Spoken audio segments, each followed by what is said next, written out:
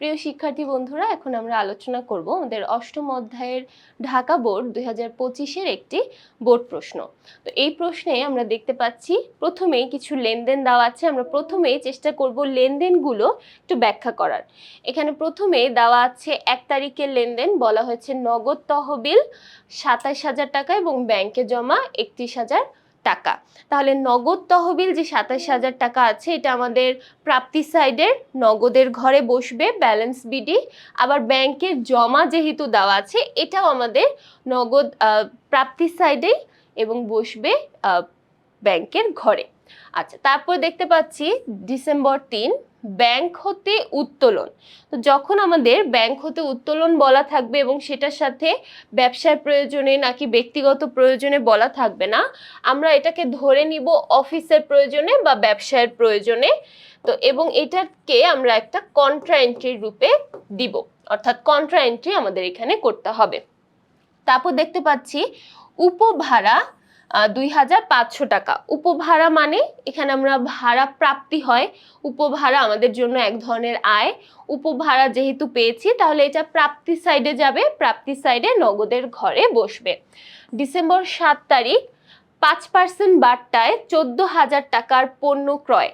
5% বাট্টা যেহেতু বলা হয়েছে, অবশ্যই এই বাট্টার টাকা মাইনাস করে তারপরে আমরা আমাদের অ্যামাউন্টটা লিখবো। তাহলে দেখো 14,000 টাকার 5% হবে 700 টাকা। তাহলে 14,000 থেকে 700 মাইনাস করলে 13,300 টাকার লেনদেন আমরা এখানে অন্তর্ভুক্ত করব। এরপর দেখতে পাচ্ছি ডিসেম্বর 9 40,000 টাকার পণ্য বিক্রয়। এখানেও দেখো 10% বাট্টায় বলা হয়েছে, তার মানে সেম ভাবে আমরা 40,000 টাকার 10% বাট্টা এখানে মাইনাস করে দেখাবো। 40,000 টাকার 10% হবে 4,000 টাকা। তাহলে 40,000 টাকা থেকে 4,000 টাকা মাইনাস করলে আমরা পাবো 36,000 টাকা। এরপরে দেখতে পাচ্ছি ডিসেম্বর 11 রবি স্টোর্স থেকে চেক প্রাপ্তি 5,600 টাকা এবং বাট্টা প্রদান 400 টাকা। তার মানে আমরা চেক পেয়েছি, অর্থাৎ আমাদের হাতে ক্যাশ টাকা পাওয়া গেছে, প্রাপ্তি হয়েছে 5,400 টাকা, বাট্টা প্রদান করেছি 400 টাকা। তার মানে আমাদের সম্পূর্ণ যে হিসাব বা সম্পূর্ণ প্রাপ্য হিসাবের পরিমাণ ছিল 6,000 টাকা, অর্থাৎ দুইটা যোগ করে আমরা এখানে পাচ্ছি 6,000 টাকা। ডিসেম্বর 15 5% বাট্টায় 8,000 টাকার দেনা নিষ্পত্তি করা হলো। 5% বাট্টায় 8,000 টাকার দেনা নিষ্পত্তি করা হলো, মানে দেনাটা পরিশোধ করে দেওয়া হলো। তাহলে দেখো এখানে 8,000 টাকা বলা হয়েছে, 8,000 টাকার 5% হবে 400 টাকা। তাহলে 8,000 টাকার মধ্যে থেকে 400 টাকা আমরা বাট্টা পেয়েছি, বাকি তাহলে থাকে 7,600 টাকা। এই 7,600 টাকা আমরা প্রদান করেছি। এরপর দেখতে পাচ্ছি 15,000 টাকার পূর্ণ নিষ্পত্তিতে 14,400 টাকা পাওয়া গেল। তাহলে আমরা প্রাপ্তি সাইডে লিখব 14,400 টাকা এবং বাকি যে থাকে 600 টাকা, 600 টাকা আমরা এখানে বাট্টা প্রদান করেছি। তাহলে বাট্টা প্রদানের ঘরে আমরা লিখব 600 টাকা। ওকে, তাহলে এবার দেখো আমাদের ক নাম্বার প্রশ্নে বলা হয়েছে নগদান বইতে কত টাকা লিপিবদ্ধ হবে না তা নির্ণয় করো। নগদান বইতে কত টাকা লিপিবদ্ধ হবে না। এখানে আমরা যতগুলো লেনদেন দেখলাম, এখানে এমন কোনো লেনদেন নেই যেটা আমাদের নগদান বইয়ে আসবে না, কিন্তু আমরা এখানে দুইটা বাট্টার পরিমাণ দেখেছি, কারবারি বাট্টার পরিমাণ। এই কারবারি বাট্টাগুলো আমাদের নগদান বইতে আসবে না। শুধুমাত্র নগদান বই না, যে কোনো ধরনের হিসাবে এই কারবারি বাট্টাগুলো আসে না। তাহলে এইখানে আমরা প্রথমে দেখেছি 700 টাকা কারবারি বাট্টা এবং এখানে দেখলাম 4,000 টাকা কারবারি বাট্টা। তাহলে আমরা এই দুইটা বাট্টাকেই কিন্তু নগদান বইয়ে আনবো না। তাহলে দেখো আমাদের অ্যান্সারটা কি দাঁড়াবে। আমরা প্রথমে ক্রয় বাট্টা, ক্রয় করার সময় বাট্টা দেখেছি 700 টাকা, বিক্রয় করার সময় বাট্টা পেয়েছি 4,000 টাকা। তাহলে মোট আমাদের নগদান বই অথবা যে কোনো হিসাবে লিপিবদ্ধ হবে না 4,700 টাকা। তারপর চলে যাই খ নাম্বার প্রশ্ন। খ নাম্বার প্রশ্নে বলা হয়েছে নগদ প্রাপ্তি জাবেদা প্রস্তুত করো। তাহলে নগদ প্রাপ্তি জাবেদার মধ্যে কোন কোন এন্ট্রিগুলো আসবে প্রথমে আমরা সেটা একটু দেখে নিব। প্রথমে আমরা এখানে দেখতে পাচ্ছি উপভাড়া, এটা আমাদের জন্য এক ধরনের আয়। সাধারণত আয়গুলোই আমরা আমাদের নগদ প্রাপ্তি জাবেদার মধ্যে দেখিয়ে থাকি, তাহলে উপভাড়া এটা চলে আসবে। তারপরে আমরা এখানে দেখেছি পণ্য বিক্রয় করা হয়েছে, পণ্য বিক্রয় করলে সেটা আমরা নিয়ে আসি আমাদের নগদ প্রাপ্তি জাবেদার মধ্যে, কারণ পণ্য বিক্রয় করলে এটাও আমাদের জন্য এক ধরনের আয়। তারপর দেখতে পাচ্ছি ডিসেম্বর 11 ববি স্টোর্স থেকে চেক পেয়েছি।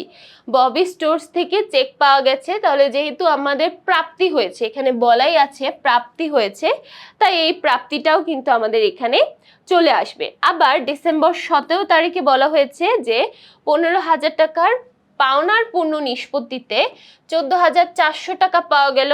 তাহলে যেহেতু এখানেও আমরা টাকা পেয়েছি, তাই এই হিসাবটাও কিন্তু আমাদের নগদ প্রাপ্তি জাবেদার মধ্যে চলে আসবে।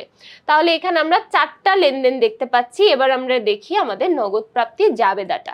তাহলে দেখো, নগদ প্রাপ্তি জাবেদা প্রস্তুত করার জন্য আমাদের এখানে 5টা টাকার ঘর লিখতে হবে। প্রথম 2টা থাকবে ডেবিট এবং পরের 3টা থাকবে ক্রেডিট। তাহলে প্রথমে আসো, যখন আমরা 5 তারিখে লেনদেনটা করব, আমাদের এখানে বলা হয়েছিল উপভাড়া পাওয়া গেছে। তাহলে উপভাড়া পাওয়ার জাবেদাটা কি হয়? নগদান হিসাব ডেবিট এবং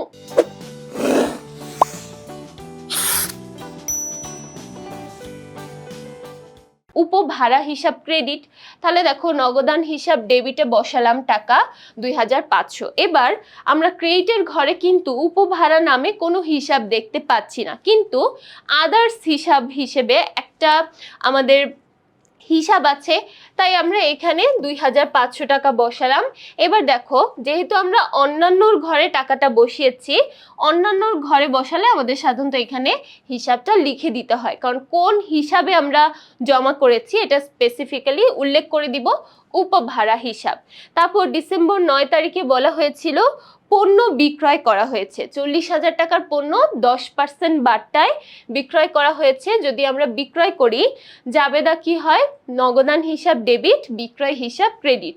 তাই নগদের ঘরে টাকা বসালাম, নগদ ডেবিট এবং বিক্রয় ক্রেডিট। তাহলে এখানে যেহেতু আমরা অলরেডি ক্রেডিট হিসাব খাত একটা কলাম আছে এবং সেখানেই বসিয়েছি, তাই এখানে আর আমরা কোনো নাম লিখিনি, এখানে আমরা নামের অংশটা গ্যাপ রেখেছি। তারপর 11 তারিখে বলা হয়েছিল ববি স্টোর্স থেকে আমরা 5,600 টাকা পেয়েছি এবং 400 টাকা বাট্টা প্রদান করেছি। তাহলে 5,600 টাকা যেহেতু পেয়েছি নগদের ঘরে 5,600, বাট্টার ঘরে 400, তাহলে দেখো আমাদের টোটাল প্রাপ্য হিসাব কত ছিল? 5,600 এবং 400 মিলে মোট প্রাপ্য হিসাবের পরিমাণ ছিল 6,000 টাকা। তাই এখানে আমরা ক্রেডিটের ঘরে প্রাপ্য হিসাবে লিখলাম 6,000 টাকা। এখন দেখো, প্রাপ্য হিসাবের নাম কি ছিল? ববি স্টোর্স হিসাব। প্রাপ্য হিসাবের নামটা ছিল ববি স্টোর্স, তাই এখানে আমরা ক্রেডিট হিসাব খাতের নামটা লিখে দিলাম ববি স্টোর্স হিসাব। তারপরে আমরা সবার শেষে 17 তারিখেও দেখেছিলাম যে 14,400 টাকা আমরা পেয়েছি। 15,000 টাকার পণ্য নিষ্পত্তিতে 14,400 টাকা পাওয়া গেল। তাহলে এই পাওয়া গেল যে বিষয়টা, আমরা সাধারণত দেনাদার বা প্রাপ্য হিসাবের নিকট থেকেই এই টাকাটা পেয়ে থাকি, তাই এখানে লিখলাম দেনাদার হিসাব। নগদের ঘরে লিখলাম 14,400, কারণ নগদ টাকা পেয়েছি, এবং বাট্টার ঘরে লিখলাম 600 টাকা, কারণ আমাদের 2টা মাইনাস করলে আমরা বাট্টার পরিমাণ পাচ্ছি 600 টাকা। তাহলে দেখো, এরপর সবার শেষে আমরা প্রত্যেকটা যোগ করে ব্যালেন্সিং করে দিব, তাহলে কিন্তু আমাদের নগদ প্রাপ্তি জাবেদাটা শেষ হয়ে যাবে।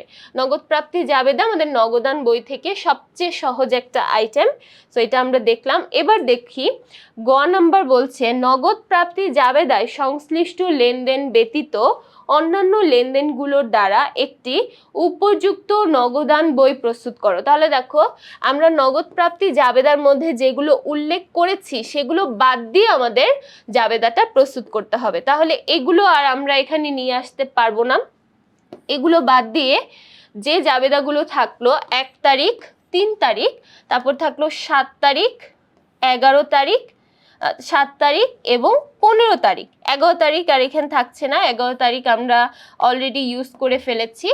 1, 3, 7, 15 এই 4টা তারিখের জন্য আমাদের উপযুক্ত নগদান বই প্রস্তুত করতে হবে। এবার দেখো তাহলে আমরা কোন নগদান বই প্রস্তুত করব, যেহেতু আমাদের এখানে একটা বাট্টার কথা উল্লেখ করে আছে। সাধারণত নগদ বাট্টাগুলো আমাদের নগদান বইয়ের মধ্যে উল্লেখ করতে হয় 3 ঘরা নগদান বইয়ে। তার মানে আমরা এখন 3 ঘরা নগদান বই প্রস্তুত করব। তাহলে দেখো 1 তারিখে বলা হয়েছে নগদ তহবিল 27,000 টাকা এবং ব্যাংকে জমা 31,000। তার মানে আমরা প্রাপ্তি সাইডে নগদের ঘরে বসাবো 27,000, ব্যাংকের ঘরে বসাবো 31,000। তারপরে ব্যাংক হতে উত্তোলন, আমরা যখন ব্যাংক থেকে উত্তোলন করি আমাদের জাবেদা হয় নগদান হিসাব ডেবিট এবং ব্যাংক হিসাব ক্রেডিট। তাহলে এবার দেখো আমরা কিভাবে এই কন্ট্রা এন্ট্রিটা করতে পারি। আমরা যাব আমাদের নগদ প্রদান 3 ঘরা নগদান বইয়ে। আমরা প্রথমে ব্যালেন্স বিডিটা বসালাম। ব্যালেন্স বিডি এখানে আছে 27,000 এবং 31,000।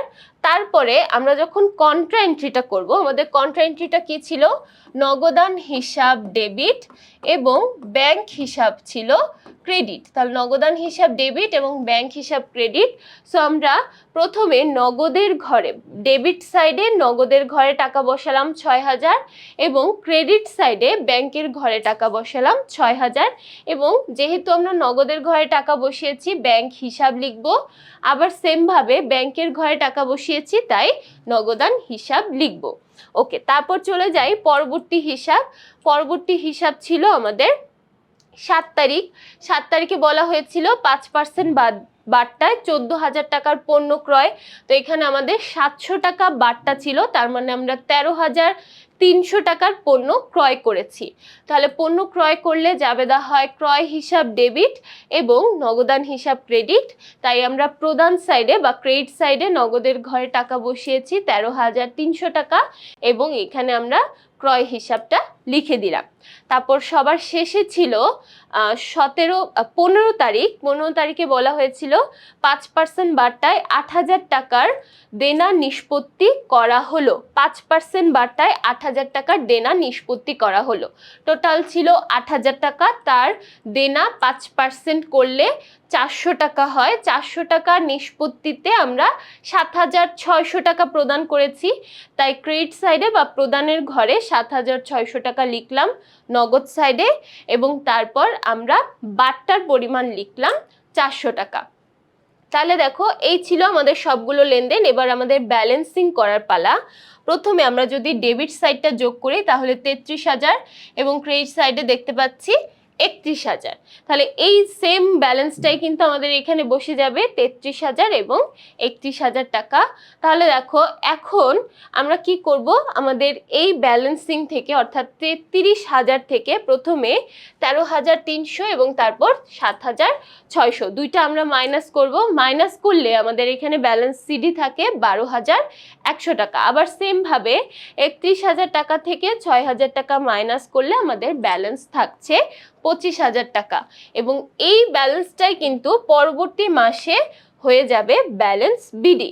তাহলে ব্যালেন্স বিডি হয়ে গেল 12,100 এবং 25,000 টাকা।